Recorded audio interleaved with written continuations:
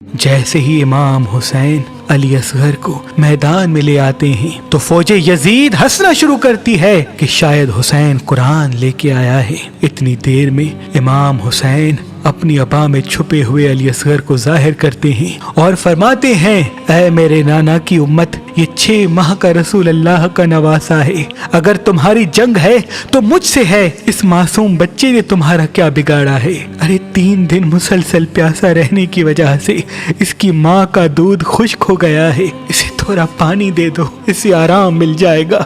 फौजे Yazid जोर जोर से हंसना शुरू करती है और कहती है, ऐ हुसैन, अगर बच्चा इतना ही प्यासा है तो इसे कह दो खुद हमसे पानी मांगे, हम जरूर देंगे। इमाम हुसैन ने फरमाया, ऐ असगर, अपने नाना की उम्मत से पानी मांग। अली असगर के लब हिलने लगते हैं और वो फौजे यजीद की आंखों में आंखें डाल के कहते हैं, ऐ मेरे नाना की उम्मत, मैं 3 दिन का प्यासा हूँ, मुझे थोड़ा पानी दे दो। तारीख ने लिखा, अली असगर प्यास से ऐसे तड़प रहे थे जैसे मछली पानी के बगैर तड़पती है, और आपकी आवाज में इतना दर्द था कि फौजी यजीद का दिल नरम होने लगता है। इतनी में उमर बिन साद कहे, ऐ हुरमिला, ऐसा ना हो कि फौज में बगावत हो जाए, जल्द निशाना ले और उस बच्चे को कत्ल कर दे। बस वो निशाना लेता है, 1 मर्तबा निशाना लेता है लेकिन तीर चला नहीं पाता। दूसरी मर्तबा कोशिश करता है, तीर चला नहीं पाता। जब तीसरी मर्तबा भी तीर नहीं चला पाता तो उमर बिन साद कहता है कि पूरे लश्कर में तुझसे बड़ा बेरहम कोई नहीं, तुझसे ये बच्चा नहीं मारा जाता।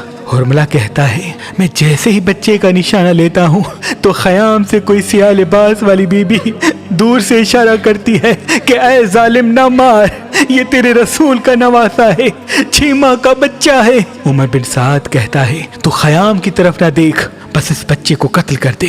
तारीख ने लिखा, अरब में जिस तीर से जानवरों का शिकार किया जाता था उस तीर से अली असगर का निशाना लेता है। उसकी 3 नोकें थी। जैसे ही तीर वो चलाता है, तीर इतना वजनी था कि अली असगर को चीर के इमाम हुसैन के बाजू पे आ लगता है। आपके जिस्म मुबारक से खून और दूध बहना शुरू होता है। इमाम हुसैन अपने बेटे को देख के आसमान की तरफ देखते हैं और चाहते हैं कि खून अली असगर आसमान की तरफ रवां करे। आवाज आती है, ऐ हुसैन, कयामत तक पानी नहीं बरसेगा।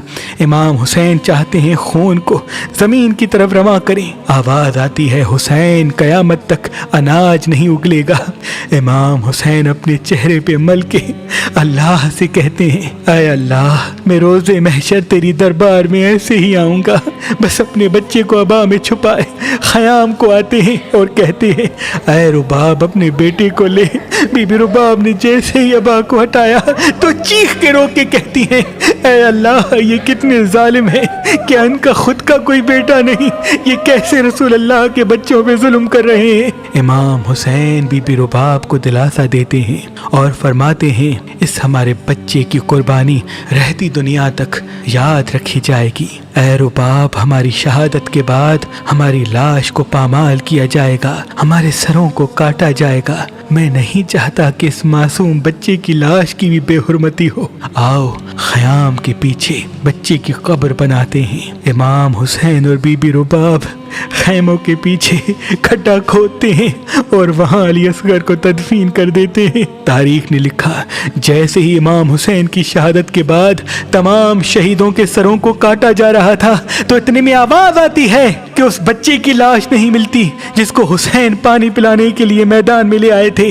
बस हर कोई नेज़ा हाथ में लेके करबला की जमीन पे मारना शुरू करता है कि इमाम हुसैन ने इधर ही कहीं तदफीन किया होगा। बस एक नेज़ा जमीन पे लग के जैसे ही बुलंद होता है तो उस पे अली असगर की लाश भी परवाज करने लगती है।